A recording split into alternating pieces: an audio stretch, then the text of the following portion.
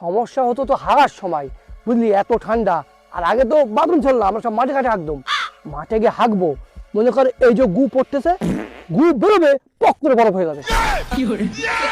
এবার শোষা বকি দিয়ে ওই যে বরফ, ওই বরফ পোঁদে ঘষে ঘষে বাড়ি আসতাম।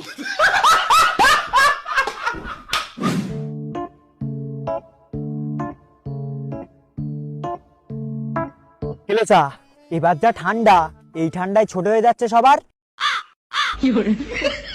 মানে তোরা এই সামান্য ঠান্ডা এরকম করতেছিস? আরে ঠান্ডা তো পড়তো আমাদের সময়। লে শুরু হয়ে গেছে ভাষণ। আরে ভাষণ দিচ্ছি নে, আমাদের সময় এত ঠান্ডা পড়তো যে ঠান্ডার ভয়ে লোক বাইরে বার হতো না। কিন্তু আমি এই কেলোসা ভোর 5টায় উঠে পুকুরের ঠান্ডা কম করে পানিতে গোসল করতাম। সে পানি এত ঠান্ডা যে বরফের থেকে বেশি ঠান্ডা।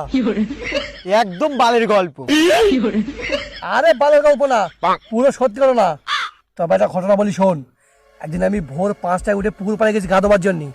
আর ওই ঠান্ডা পানিতে যে ডুব মেরেছি, সামনে চেয়ে দেখি মাছেরা পর্যন্ত সোয়েটার পরে ঘুরতেছে। বল দেবে কিরম ঠান্ডা। কেলোসা এমন ধাপ মারো আমরা যেন সহ্য করতে পারি। মাছেরা সোয়েটার বললি সোয়েটার ভিজে যাবে না? আরে মাছরা তো ওয়াটার প্রুফ সোয়েটার পরে ঘুরেছে, ওই জন্য ভিজেনি। আচ্ছা, তবে তোমার কত চুলকুনি ছিল যে তুমি ভোর 5টার সময় উঠে গোসল করতে? শখে কি আর কেউ ভোর 5টায় উঠে গোসল করে রে? কেউ শখে করে না, কিন্তু আমি শখে করতাম। কেলোসা শখে পাকে কিচ্ছু না, তুমি ভোর 5টার সময় উঠে গোসল করতে, কারণ তুমি চোদন ছেলে। আরে ওসব কিছু না, কারণ ওটা আমার নেশা ছিল। শোন, ওই যে ভোর 5টায় গোসল করেছি আর সারাদিন ঠান্ডা লাগতো না। মানে ভাব, ওই ঠান্ডায় লোকে প্রথমে জামা, তারপরে জ্যাকেট, তারপরে ওপরে চাদর উপরে ঘুরতো, কিন্তু আমি সবার থেকে উল্টো। আমি প্রথমে চাদর, তার উপরে জ্যাকেট, তার উপরে জামা পরতাম।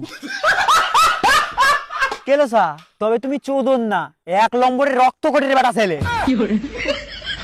আরে তোরা এই যেটা ঠান্ডা বলছিস না, এমন ঠান্ডা আমাদের সময় গরমকালে পড়তো। আরে এ তো কিচ্ছু না, সমস্যা হতো তো হাগার সময়, বুঝলি, এত ঠান্ডা। আর আগে তো বাথরুম ছিল না, আমরা সব মাঠে ঘাটে হাঁকতাম। মাঠে গিয়ে হাঁকবো, মনে কর এই যে গু পড়তেছে, গু বেরোবে, পক করে বরফ হয়ে যাবে।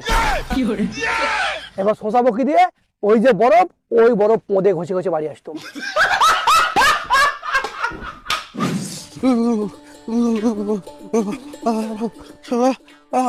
গোসল করেছি আর আজ রোদ বার হচ্ছে না। কি ঠান্ডা! আরে বাবা, আরে বাবা,